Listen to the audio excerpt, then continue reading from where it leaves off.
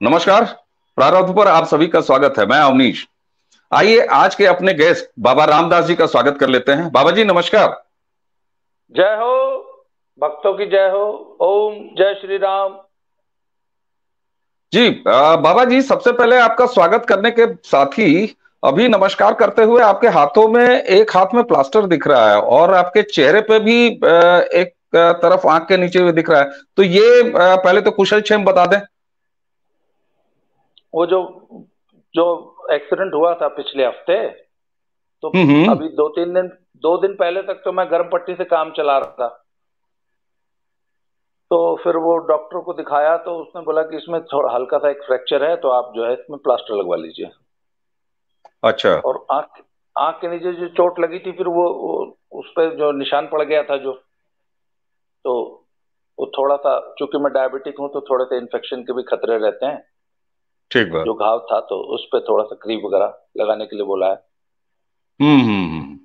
दर्शकों पर आपको बता मैंने दें कि मैंने पिछले मैं हम्म। वो मेरी इस चोट को लेके जो है, बहुत सारी अफवाहें भी उड़ाई जा रही हैं कि अ, बाबा रामदास को पहलवानों ने, धरनाजीवियों ने पीटा।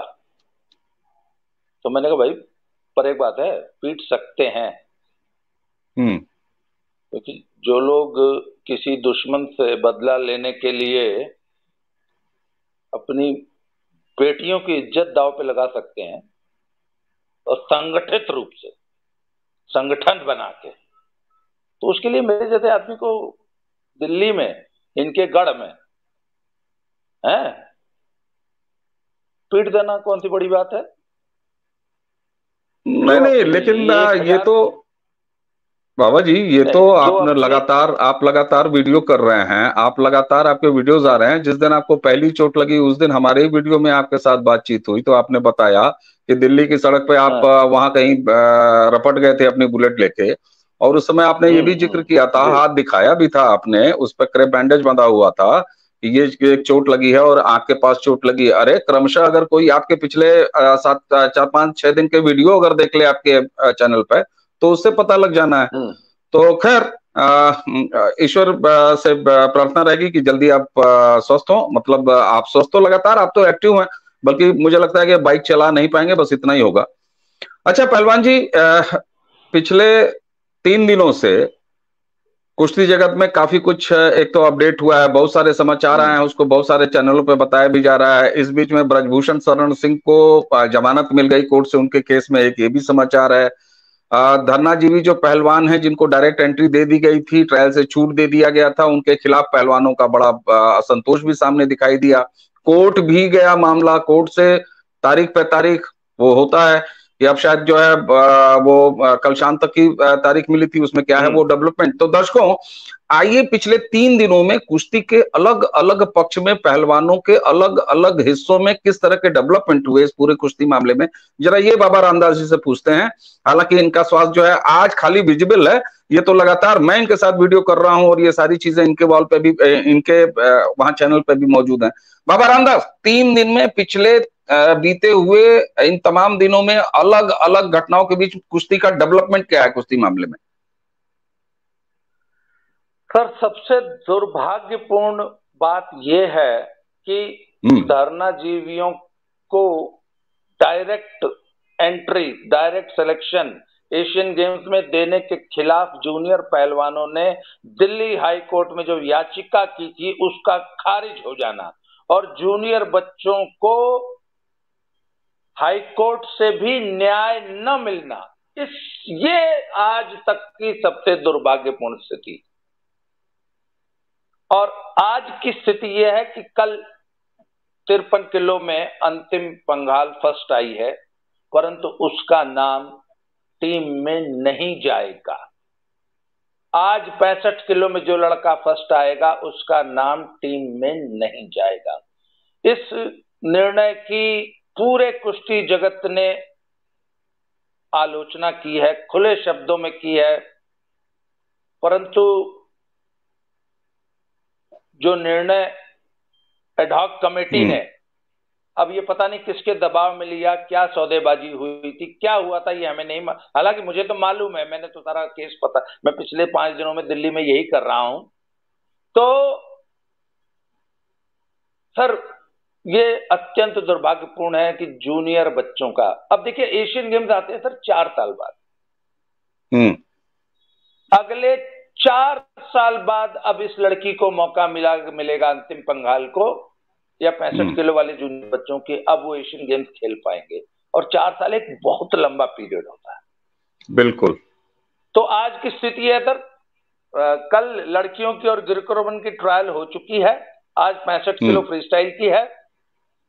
पहलवान अपने खुद के न्याय मांगने के लिए इस अविवेकपूर्ण अन्यायपूर्ण फैसले के खिलाफ मैट पर नहीं खड़े हुए, तो फिर ठीक है, मनमानी हो रही है, होती रहेगी। अगला सवाल पूछिए। ठीक है, आप ये कह रहे हैं, देखिए दो अलग अलग बातों को एक साथ आपने बताया। एक तो आपने ये बताया मामला कोर्ट से है, तो कोर्ट में सबसे ज्यादा निराशा मिली आपको, यानी कि इन बाकी जूनियर पहलवानों को। अब वहां पर आप ये बता रहे हैं कि जो हुई अपने वर्ग में यानी 53 किलो में पंघाल लड़की वो फर्स्ट आई, लेकिन उसका नाम नहीं जाएगा। तो क्या ऐसा होता है कि हर वर्ग में सिर्फ एक ही नाम जाता है? सर देखिए, सच ये है, आज मैं ना कुछ टेक्निकल लोगों से बात करके इसका पता लगा रहा था कि क्या प्रावधान है। बोले जी ये सब कहने की बातें हैं, जो नाम जाएगा वही लड़ेगा। मैंने कहा अगर उसको इंजरी हो गई तो क्या स्टैंड बाई का नाम डाला जा सकता है? बोले जी नहीं, नहीं डाला जाएगा। वो एशियन गेम्स का प्रोटोकॉल ऐसा है कि नहीं डाला जाएगा। अब तो धरनाजीवी ही लड़ेंगे, बिना किसी ट्रायल के लड़ेंगे। लीपापोती करने को आप जो कर लीजिए। अब इन जूनियर बच्चों का के साथ ये अन्याय हो चुका है। क्यों? हाई कोर्ट से कोई तो रिलीफ मिली नहीं। अब बचा क्या इस देश में, आप बताइए ना। और आज नाम चले जाने हैं। एक बार नाम चले गए तो सुप्रीम कोर्ट भी उनको नहीं बदलवा सकता, क्योंकि अब तो गेंद एशियन गेम्स ऑर्गेनाइजिंग कमेटी के पाले में चली गई ना। सर समस्या ये है। ठीक है, तो क्या, अच्छा जरा नियम के लिए बताइए, जो कुश्ती को मतलब चाहते तो जरूर हैं लेकिन उसके बहुत ज्यादा नियमों से परिचित नहीं है, और खासतौर से ये सिलेक्शन वाले नियमों से। तो आप जरा ये बताइए कि मान लीजिए एशियन गेम में 53 किलो वर्ग में एक पहलवान यानी विनेश फोगाट का नाम फाइनल हो गया, तो ऐसे में अब से लेके कुश्ती जब तक होगी, यानी प्रतियोगिता जब तक होगी एशियन गेम वाली, इस बीच में अगर कोई फिटनेस की समस्या आती है तो क्या मतलब उस वर्ग में भारत का रिप्रेजेंटेशन कोई करेगा ही नहीं, अगर विनेश फोगाट किसी वजह से? हाँ, वजन खाली जाएगा। अब तक ऐसा नियम रहा है। अच्छा, अब तक ऐसा नियम रहा है कि अगर चोट भी लग जाए, कुछ हो जाए, तो वजन खाली जाता है। तो फिर ये जो वेटिंग में रखने की बात चल रही है वो क्या है फिर? तब पब्लिक को और कुश्ती जगत को बेवकूफ बनाने वाली बातें हैं, लीपापोती है। लीपापोती तो अभी 1 महीना और करेंगे, पर फाइनली यही होगा। लीपापोती के लिए कुछ भी किया जा सकता है, एन आखिरी मोमेंट तक भी लीपापोती होगी, पर सच ये है कि लड़ेंगे वो दोनों धरनाजीवी ही अपने अपने वर्ग में। हाँ जी, जिसका नाम जाएगा आज वो लड़ेगा। नाम उनका जाएगा, नाम उनका जाएगा। खैर, ये आपके हिसाब से निराशाजनक स्थिति है। अच्छा, इसी बीच में एक वीडियो आया है साक्षी मलिक का यूएस से। हम लोगों ने पिछले वीडियोस में भी जब चर्चा की थी तो आपने बताया था कि कौन कहां कहां ट्रेनिंग पे गया। उस समय आपने बताया था कि साक्षी मलिक और उनके पति कादियान साहब, ये दोनों लोग किसी स्कूली स्टैंडर्ड के जो है वो बीच रेसलिंग में ट्रेनिंग कर रहे हैं या कहीं भी कर रहे हैं किसी अमेरिकन कोच के पास। साक्षी मलिक ने अपने वीडियो में कहा है कि ये बड़ी दुर्भाग्यपूर्ण स्थिति है कि 53 और जो इसका बजरंग पूनिया का वेट कैटेगरी है, इसमें इन लोगों को ट्रायल से छूट दी जा रही है। मेल मेरे पास भी आया था कि आप जो है कहिए तो आपको भी कंसीडर किया जाए। सर जरा ये बताइएगा, जो ये साक्षी कह रही हैं कि मेल मुझको भी आया था, तो ये मेल का क्या चक्कर है? क्या मतलब हर पहलवानों को मेल गया होगा कि आप ट्रायल में मतलब इसमें छूट पाना चाहती हैं तो हमको मेल करिए, या केवल धरना जीवियों को ही गया? और गया तो केवल विनेश फोगाट, बजरंग पूनिया और साक्षी मलिक को ही क्यों मेल गया? सर, इस आंदोलन के 3 तिरंगे थे ना, आंदोलन के मुख्यतः 3 तिरंगे थे और 3 इनके साइड किक्स थे भाई जी। बजरंग की साइड किक उसकी पत्नी थी, और विनेश की साइड किक उसका पति था, तो चलिए वो तो रिटायर्ड रेसलर है। और साक्षी की का साइड किक उसका पति था सत्यव्रत। तो सत्यव्रत भी एक्टिव रेसलर है, परंतु सत्यव्रत का एशियन गेम्स में सिलेक्शन लाइक स्टैंडर्ड नहीं है, हालांकि वो एक्टिव रेसलर है। एक आज से कुछ 1 साल 2 साल पहले तक भी वो इंडिया में अपने वजन में बेस्ट था, अचीवमेंट उसकी भी अच्छी रही है, परंतु अभी उससे लड़के ठीक हो गए। तो ये 3 मुख्य धरनाजीवी थे और बार्गेनिंग सर, ये sir this is a bargain and this is a bargain with the government. Sir इस बात को समझिए। सब लोग मुझसे पूछते ना कि इसकी गहराई में जब घुस के जब जांच करेंगे, तो मैं सर 5 दिन दिल्ली रहा हूं, तो मैंने 5 दिन दिल्ली में बहुत लोगों से मिला हूं, मैं इन लोगों से मिला हूं मैं जिनका सबका नाम का यहाँ खुलासा नहीं कर सकता, क्योंकि सर है क्या कि जब से मैंने ये आवाज उठानी शुरू की है ना यूट्यूब पे, तो मेरे बहुत से दुश्मन तो बने ही हैं, पर मेरे दोस्त बहुत बन गए। और बहुत सारे लोगों को ना मुझ में एक होप दिखती है कि अगर इस आदमी को सच्चाई पता चलेगी तो ये बोल देगा, ये उसको छुपाएगा नहीं, ये डरेगा नहीं। सर एक इमेज तो मेरी बनी है ना पिछले 6 महीने में कि इस आदमी को डराया नहीं जा सकता। सर आपको क्या लगता है कि ये मुझे पिछले 6 महीने में धमकियां नहीं आई होंगी? जब पिछले 6 महीने में मैंने क्या क्या झेला है, क्योंकि सर ये तो बहुत बड़ी लॉबी है ना। और भाई it was Hooda versus Brijbhushan Sharan Singh and BJP, उसके अंदर मेरी बिसात क्या है? बट पब्लिक के लिए, पब्लिक को सच बताने के लिए उसमें तो मेरा रोल था ना। तो सर मेरे जहां दुश्मन बने हैं वहां मेरे दोस्त बहुत बने हैं, और मैं इतनी भी हिम्मत रखता हूं कि अपना फोन नंबर सार्वजनिक कर दूं। मैं तो इतनी हिम्मत रखता हूं कि मैं बता के ट्रेवल करता हूं कि इतनी तारीख को इतने बजे यहां हूंगा, इतनी तारीख को हाई कोर्ट में होऊंगा, इतनी तारीख को इतने बजे आईओए के ऑफिस में मिलूंगा, और इतनी तारीख को इतने बजे आईजी स्टेडियम में मिलूंगा। ठीक है, वो भी इनकी टेरिटरी में। आगे सुनिए। तो मुझे मेरे मित्रों ने पूरी जानकारी दी है कि असल में हुआ क्या है। आप जानना चाहते हैं असल में ये बार्गेन क्या है? आपने कहा ना कि 2 का नाम गया, 3। सर बार्गेन करने की पोजीशन में सिर्फ 3 लोग थे सरकार के सामने बैठ के, और वो बार्गेन हुई जब ये अमित शाह जी से दिल्ली में मिले।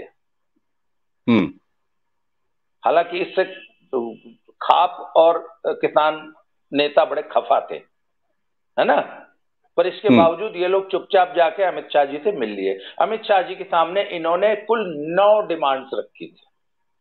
ये मैं बहुत बड़ा खुलासा कर रहा हूं आज, ये किसी को नहीं मालूम है। आज पहली बार ये कुश्ती प्रेमियों को, खेल प्रेमियों को या आम जनता को पता लगेगा ये बात कि ये अमित शाह जी से जब मिले तो इन्होंने कुल मिला के लगभग 9 मांगे थी इनकी। पहली मांग कि 28 मई को संसद घेराव के दौरान हुए सभी मुकदमे वापस लिए जाएं, क्योंकि ये सब सरकारी कर्मचारी। दूसरा, इनके मुकदमे वापस लेकर इनको नौकरियों पे बहाल करके इनकी ज्वाइनिंग कराई जाए और इनको मनपसंद पोस्टिंग दी जाए। अमित शाह एक लाइन से टिक करते गए, yes yes yes. Ad hoc committee में इनके मनपसंद 2 लोगों को भर्ती किया जाए, राहु केतु को, वो दोनों आ गए। उसके बाद एक मांग थी इनकी कि फेडरेशन में ब्रजभूषण शरण सिंह के का कोई व्यक्ति, या वो खुद या उनके परिवार का या उनसे जुड़ा कोई व्यक्ति न आए, अमित शाह जी ने इसको भी यस बोल दिया।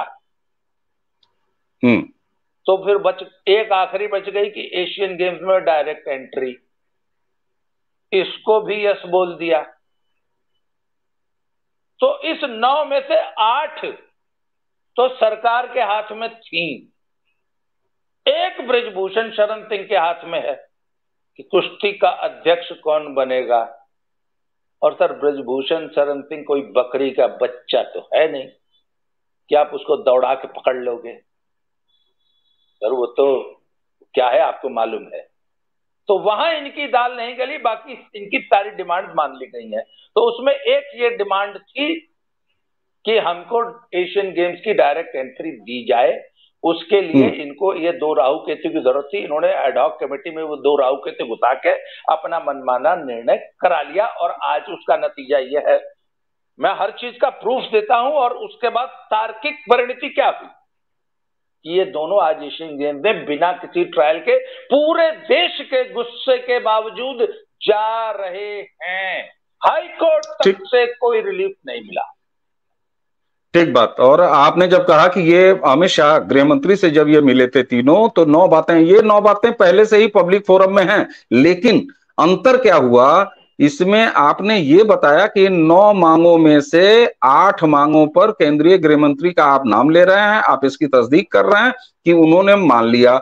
और अंतिम बात आपके हिसाब से तो वो जो 9 में पूरे के पूरे थे वो सारा मान लिया, लेकिन आप उसके उत्तर के तौर पर ये बता रहे हैं कि बृजभूषण शरण सिंह के परिवार का, या वो खुद तो आ भी नहीं सकते तकनीकी रूप से, यानी उनके परिवार का या उनका जानने वाले कोई फेडरेशन में ना आए, ये भी उसी समय अमित शाह से मिलने के अगले दिन से ही पब्लिक डोमेन में है ये खबर, लेकिन उस पर आप कह रहे हैं कि वो मान नहीं सकते। तो बिल्कुल सही बात है। अगर आपको याद हो, दर्शकों आपको भी याद हो, हम वो वीडियो चर्चा इस चर्चा के लिंक में लगाएंगे जहां बाबा रामदास जी आपसे ही बात होने के दौरान हमने यह बाकायदे विश्लेषण किया कि किसी ऐसे आधार पर कोई ऐसा हथकंडा नहीं है, कोई ऐसा तरीका नहीं है जो किसी को भारतीय कुश्ती संघ के WFI के इलेक्शन में पार्टिसिपेट करने से रोके, तब तक कि जब तक वो कोई ऐसी तकनीकी ग्राउंड न रखता हो।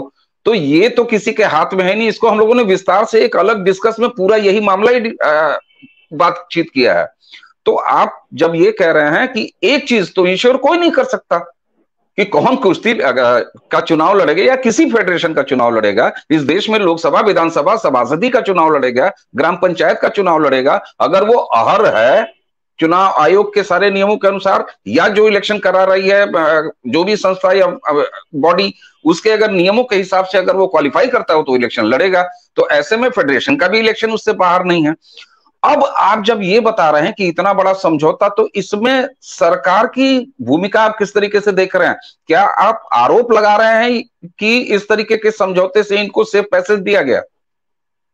हाँ, इनको सिर्फ पैसेज दिया गया, अदरवाइज कोई और कायदे की सरकार रही होती, या वोट बैंक की राजनीति, चुनावी इम्प्लीकेशंस, वो सब फैक्टर्स अगर न रहे होते तो सरकार इनको, जैसे एक सरकारी कर्मचारी को सरकार डील करती है, एक सरकारी कर्मचारी की क्या हैसियत होती है यदि वो गैर कानूनी काम करता है, तो ये धरना देकर सरकार के खिलाफ बोल के सर्विस रूल्स का उल्लंघन कर रहे थे ना तीनों, और बिना परमिशन के जंतर मंत्र पे इन्होंने 35 दिन धरना दिया है। तो सरकार तो इनको, एक सरकार अपने कर्मचारी के साथ क्या करती है, पर सरकार ने कुछ नहीं किया, बल्कि इनको सेफ पैसेज दिया और इनकी तमाम मांगे मान ली। उन्होंने तो बृजभूषण सिंह जी से फेडरेशन तक देने की मांगा, पर वो तो बृजभूषण सिंह जी थे जिन्होंने स्पष्ट मना कर दिया कि गर्दन कटवा सकता हूं, ये नहीं दे सकता। ठीक है। अच्छा, इसी बीच में जो इसके साथ साथ एक और मामला जहां से ये पूरा प्रकरण शुरू हुआ, बृजभूषण शरण सिंह के ऊपर पहलवानों के आरोप, जिसमें एक पॉक्सो का मामला था, दूसरा जो है वो 6 पहलवानों को यौन शोषण वाला मामला, दोनों में चार्जशीट दाखिल हो गई थी।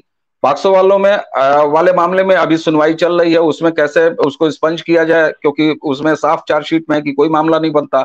लेकिन दूसरा जो 6 पहलवानों की FIR थी, उसमें मामले उसी समय चार्जशीट में बनाए गए थे, और चार्जशीट जब फाइल हुई और उसको एक्सेप्ट किया कोर्ट ने, तो एक बार मीडिया ने फिर चिल्लाना शुरू किया। तो उसमें भी हमने आपने बात किया था कि भाई इसमें कुछ भी नया नहीं है, ये वही पुरानी चार्जशीट है जिसको अब कोर्ट ने एक्सेप्ट किया है, और उस एक्सेप्शन के आधार पर, नहीं एक्सेप्ट करने के आधार पर कोर्ट ने ब्रजभूषण शरण सिंह को जो है एक हाजिर होने के लिए कोर्ट में कहा था, उनको तलब किया था, एक तरह से आप कहिए समन किया था। तो वो गए और जाने के साथ ही उनके अब वो जो है जमानत पे हैं। अब तो ये कोर्ट का मामला है। इसमें भी आप देखिए वर्जन आया साक्षी मलिक का, पहलवान जी। तो साक्षी मलिक से जब पूछा, वो यूएसए में एक बाइट उनकी टहल रही है मीडिया में, तो उन्होंने कहा कि साहब कोर्ट में है मामला, अब देखिए कोर्ट क्या करती है। तो एक चीज, अब आते हैं सरकार के से अलग हटके समाज की भूमिका पे।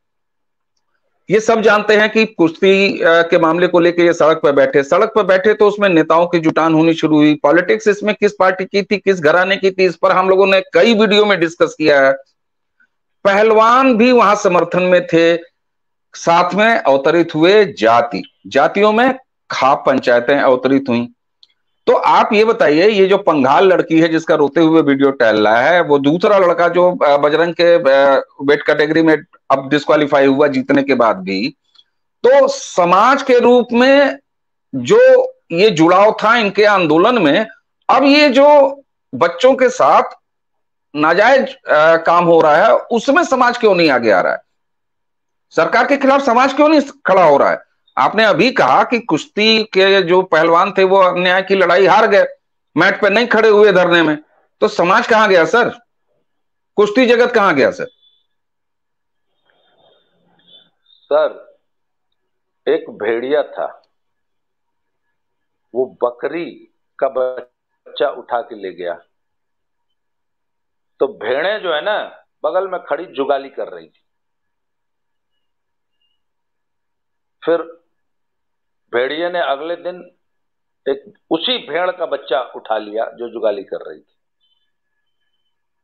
तो सर जब बकरी पे अत्याचार अन्याय हो रहा था ना, तो ये भेड़ें जुगाली कर रही थी। आज जब इन पे उसी भेड़िए ने, जिस भेड़िए ने बकरी का बच्चा उठाया था, वही भेड़िया भेड़ का बच्चा उठा के ले गया, सर कौन बचाने आएगा? मैं तो तब भी चिल्ला रहा था, आज भी चिल्ला रहा हूं।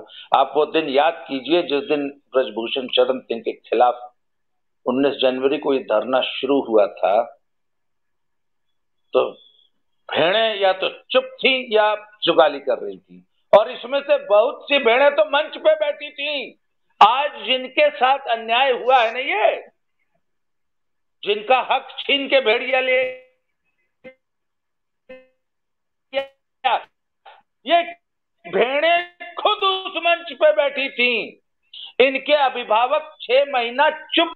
सवाल यह है 6 महीना चुप क्यों रहे? अगर तब तुमने आवाज उठाई होती तो शायद आज ये नौबत नहीं आती। मैं तो तब भी अकेला ही लड़ रहा था ना, इस पूरे प्रकरण में एक अकेला आदमी था ना जो सच के साथ खड़ा था। मैं ये कभी नहीं कहता कि मैंने ब्रजभूषण शरण सिंह का पक्ष लिया है। मैं तो तब भी सच बोल रहा था, मैं आज भी सच बोल रहा हूं। ब्रजभूषण सिंह के लिए तुम तब भी नहीं खड़े हुए, चुप रहे ना। सारा कुश्ती जगत जानता था सच्चाई क्या है, परंतु सब चुप रहे। आज भी सारा कुश्ती जगत देख रहा है कि इन जूनियर बच्चों का हक मार के भेड़िए ले गए। कुश्ती जगत आज भी चुप है। थोड़ी बहुत आवाजें आ रही हैं सोशल मीडिया पे। तो सर जब आप बकरी के बच्चे के लिए नहीं बोलेंगे, तो जब आपका बच्चा कोई उठाएगा तब आपके लिए कौन बोलेगा? समाज सर, खाप पंचायतें तब जो हैं भेड़िए के साथ खड़ी थी, अब आज उस भेड़िए के खिलाफ कैसे बोलते जब वो उन्हीं का बच्चा उठा के ले गया?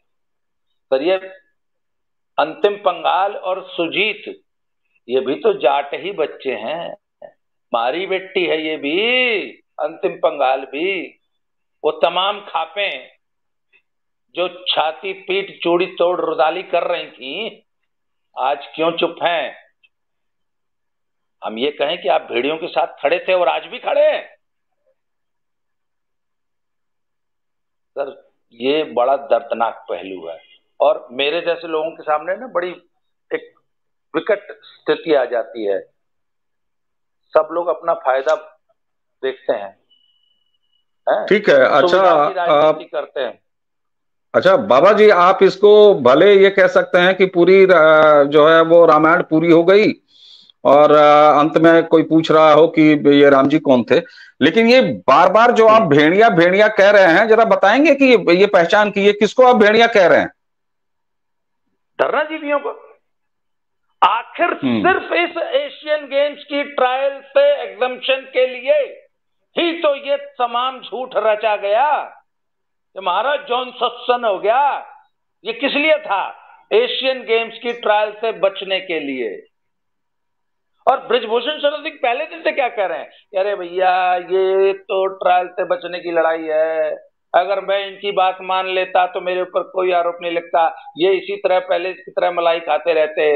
मैं इन जूनियर बच्चों के हक में खड़ा हो गया, मैंने पॉलिसी चेंज की, मैंने कुश्ती जगत में बदलाव किए, रिफॉर्म्स किए, नए नियम बनाए, मैं इन बड़ी मछलियों के खिलाफ खड़ा हो गया। तो इन बड़ी मछलियों ने मेरे ऊपर ही यौन शोषण के आरोप लगा दिए। भाई बृजभूषण शरण सिंह तो पहले दिन से कह रहे हैं कि ये मेजर टूर्नामेंट्स में ट्रायल से बचने के लिए ये आरोप लगाए जा रहे हैं। वो बात सच्ची साबित हो गई। तो भेड़िए ये धरनाजीवी हैं जो झूठे आरोप लगाते रहे,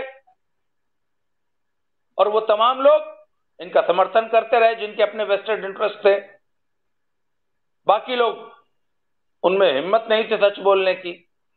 हम पहले दिन से सच बोलते आए हैं, हमें किसी से कोई मतलब ही नहीं है, हमें किसी का कोई डर ही नहीं है।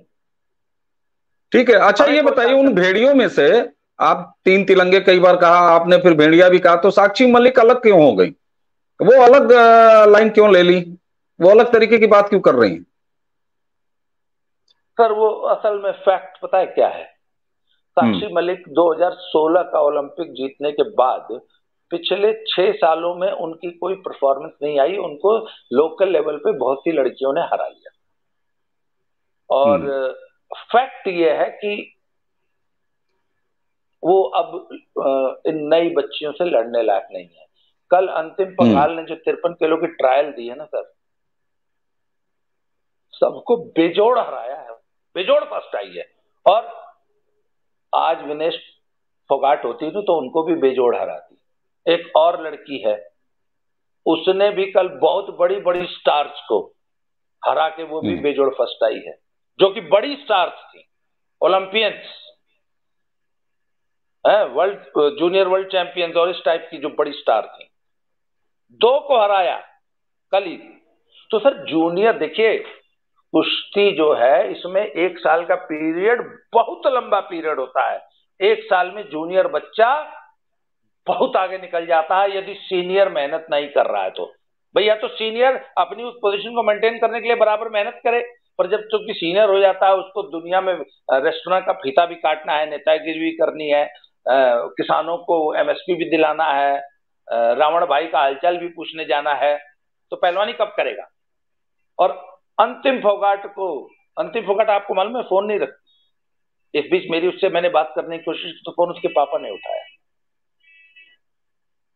जो लड़की फोन, जिसको मालूम ही नहीं दुनिया में हो क्या रहा है, अंतिम पंघाल आप फोगाट कह रहे हैं उसको?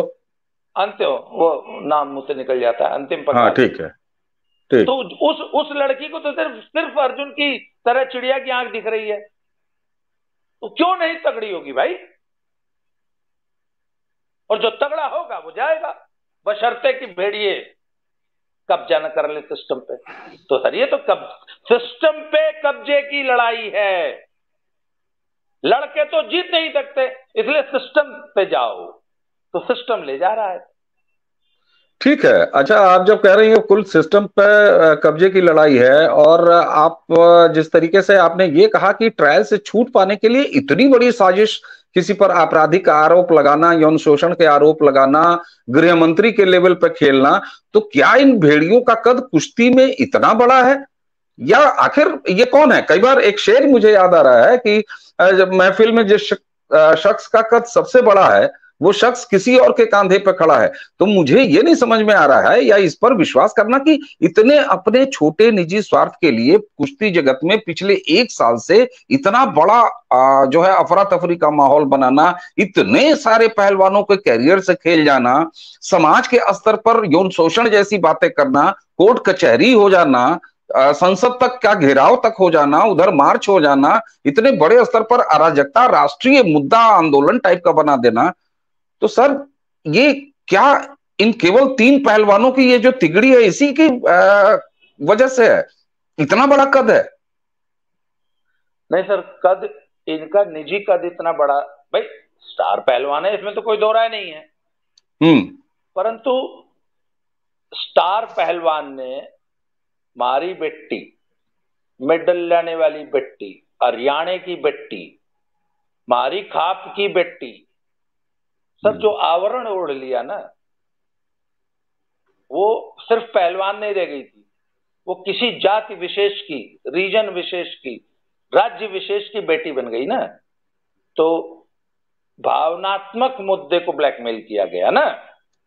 अच्छा, अंतिम पंघाल जात से एक मिनट, अंतिम पंघाल जात से बाहर कर दी गई, वो निकाल दी गई, वो नहीं है जाति में, वो नहीं आती खाप में। सर खाल ओढ़नी पड़ती है ना। 3 तिलंगों ने जाति और रीजन, हरियाणा की बेटी की खाल ओढ़ के जनता का समर्थन हासिल किया। और भावनात्मक मुद्दा था ना, आरोप, बेटी, सत्सन जैसे शब्द इस्तेमाल किए। आपको मालूम है ना, आजकल तो कीवर्ड्स का जमाना है ना, आप भी एआई का जमाना है ना, एल्गोरिदम का जमाना है ना। जब आप कीवर्ड्स इस्तेमाल करते हैं तो आपका जो वीडियो है वो ऊपर आ जाता है ना एल्गोरिदम में। तो सर इन्होंने कीवर्ड्स इस्तेमाल किए थे ना समाज के स्तर पर। हाँ, समाज के स्तर पे। अंतिम पंघाल ने तो सर, वो तो सिर्फ आज भी उसकी पहचान सिर्फ पहलवान के रूप में है।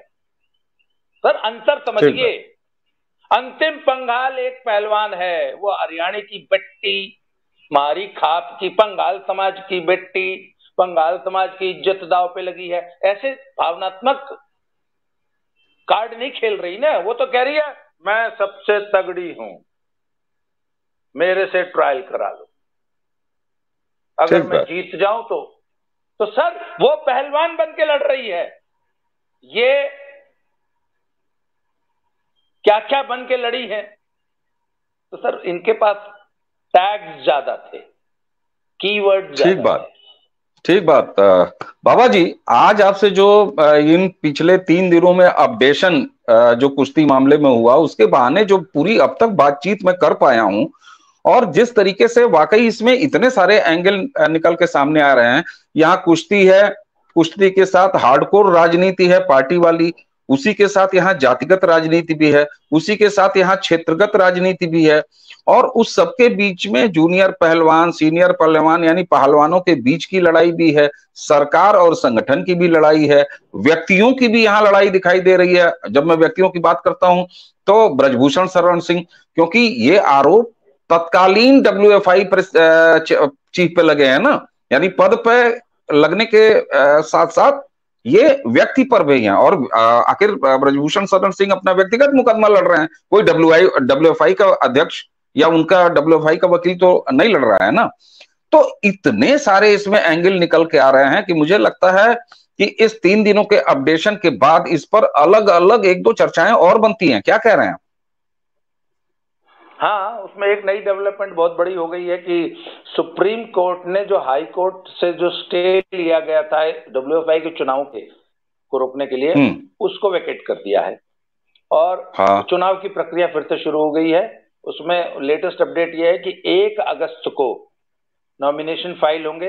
इलेक्टोरल रोल बन के तैयार है, उसमें शायद कुल 48 वोट जो है वो रिटर्निंग ऑफिसर ने तय की है कि कुल 48 लोग वोट देंगे। मतदाता 48 है, एसोसिएशंस को 48 मतदाता है। 1 अगस्त को पर्चा भरा जाएगा, 2 अगस्त को नाम वापस लिए जा सकते हैं, 7 अगस्त को उम्मीदवारों की फाइनल लिस्ट जारी होगी। तो यदि तो निर्विरोध चुनाव हो गया तो 7 को फैसला आ जाएगा। यदि चुनाव कराना पड़ा तो 12 अगस्त को होगा। कहने का मतलब यदि अभी और कोई कानूनी अड़चन ना आ जाए, चूंकि हाई कोर्ट ने स्टे वेकेट किया है तो मुझे नहीं लगता कि अब और कहीं से कोई अड़चन आने की संभावना, सुप्रीम कोर्ट ने स्टे वेकेट किया है, तो मेरा ये मानना है कि 12 तारीख तक फैसला हो जाएगा और 12 तारीख तक फेडरेशन का चुनाव हो जाएगा। और फेडरेशन का चुनाव होते ही ये तमाम जो ये किसी बादशाह ने बेइज्जती को शायद बना दिया था एक दिन का राजा, तो उन्होंने चमड़े के सिक्के चला दिए थे। तो सर WFI की अनुपस्थिति में एडहॉक कमेटी ने कुछ चमड़े के सिक्के चला दिए थे। सर वो चमड़े के सिक्के अधिक से अधिक 12 अगस्त तक वापस चमड़ा बन जाएंगे। ठीक है, आप जो कह रहे हैं कि WFI के चुनाव, हाँ,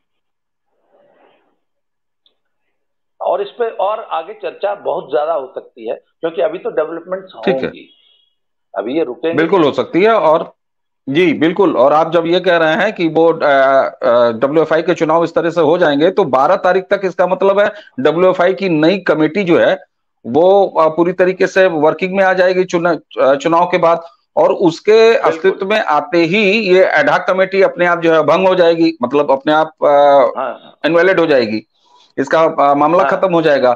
तो अब जरा चलते चलते अगर ये बताइए कि इस पर हम अलग अलग एंगल्स पर तो चर्चा करेंगे ही, तो ये जो एशियन गेम्स के लिए ये पूरे नाम रिकमेंड किए गए हैं और एशियन गेम होने से बहुत पहले ही तो ये नई WFI की टीम भी आ जाएगी, कमेटी भी आ जाएगी चुनाव जीत के। तो कोई डिसीजन स्तर पर, निर्णय के स्तर पर, समिति के स्तर पर कोई बदलाव संभव है? अब भी मैं अंतिम तौर से पूछ रहा हूं। नहीं, आज 23 जुलाई को एंट्री भेज दी जाएगी और जो नाम आज चला जाएगा वह नहीं बदला जाएगा। ठीक बात, ठीक बात। हो सकता है कि जैसे इन्होंने स्पेशल रिक्वेस्ट करके स्पेशल केस के तहत एक हफ्ते डेट बढ़वाई, पर ये ओरिजिनल तो 15 जुलाई को नाम जाने थी ना टीम, जिसको कि एक हफ्ते का एक्सटेंशन दिया है। अगर एक्सेप्शनल केस में IOA की स्पेशल रिक्वेस्ट पे यदि एंट्री में नाम बदलने का प्रावधान अगर दिया, वो भी एक्सेप्शनल होगा, अब तक ऐसा है नहीं, तो मुझे विश्वास है कि WFI जो नई अगर बन गई तो एक कोशिश जरूर करेगी और WFI एक बार और ट्रायल कराने की कोशिश करनी चाहिए, या इसी एडहॉक कमेटी को भी अगर WFI नहीं बनती है तो एक ट्रायल और कराओ जिसमें जो आज जो फर्स्ट सेकंड थर्ड फोर्थ लड़कियां आई हैं उनसे उस धरना जीवी की कुश्ती कराओ, जो जीते उसको भेजो। ये मेरी आज भी डिमांड है। ठीक बात है, ये आपकी मांग है। और पता नहीं क्यों आप जो है WFI की नई जो कार्य समिति आएगी उसको लेके बड़े आशान्वित भी दिख रहे हैं, तो वो क्या वजह है? यानी कि कुल मिला के WFI के होने जा रहे 12 तारीख के चुनाव का समीकरण क्या है उन 48 वोटरों के बीच, इसको हम अगले वीडियो में जरूर कवर करने का प्रयास करेंगे और इस पर बातचीत करेंगे, क्योंकि बड़ा महत्वपूर्ण है ये जानना, क्योंकि पिछले 1 साल से कुश्ती जितनी चर्चित रही है तो इसका WFI भी बहुत सारे लोगों को पहली बार पता चला होगा पिछले 1 सालों में कि ये WFI क्या है और इतना ज्यादा लोगों का इन्वॉल्वमेंट रहा है।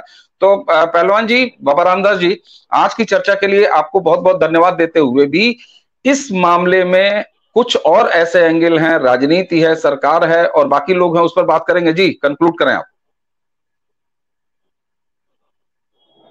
मैं अंत में सिर्फ एक लाइन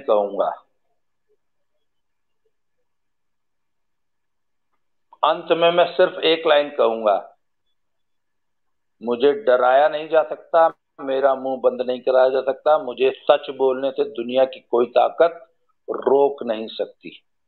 बस यही मेरी कंक्लूडिंग लाइन है आज की, कि आप मुझे डरा नहीं सकते, आप मुझे चुप नहीं करा सकते।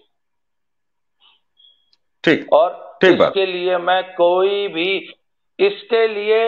कोई भी कीमत चुकाने को तैयार हूं। चलिए, तो निश्चित रूप से हम भी आपसे लगातार कुछ हम भी आपसे लगातार कुश्ती के मामलों पर बातचीत करते रहेंगे, और आपने जिस तरीके से इसको शुरू से इस मुद्दे को पूरा फॉलो किया है, और इस मामले में तो हमने आपको खोजी पहलवान जी का भी नाम दिया है, तो निश्चित रूप से हम उम्मीद करते हैं कि आपका जो ये स्वास्थ्य वाला मामला है वो भी फिट फाट हो जाएगा। आपके हाथ में वो सफेद प्लास्टर जो है, क्रैप बैंडेज से चल के आप प्लास्टर तक आए हैं, अब इसके बाद तो रास्ता यही होता है ना कि एक दिन प्लास्टर आपका नहीं दिखेगा, और ये जो चेहरे की चोट है वो भी ठीक हो जाएगी। बुलेट जरा ध्यान से चलाइए, और हेलमेट हो सकता है बदल लीजिएगा, है ना। तो इसी के साथ बाबा रामदास जी, आज आपने समय दिया, आपको बहुत बहुत धन्यवाद देते हुए दर्शकों लेते हैं आप सबसे विदा, और इसी विषय पर अगला वीडियो हम बहुत जल्दी लेके आपके सामने उपस्थित होंगे बाबा रामदास जी के साथ। तो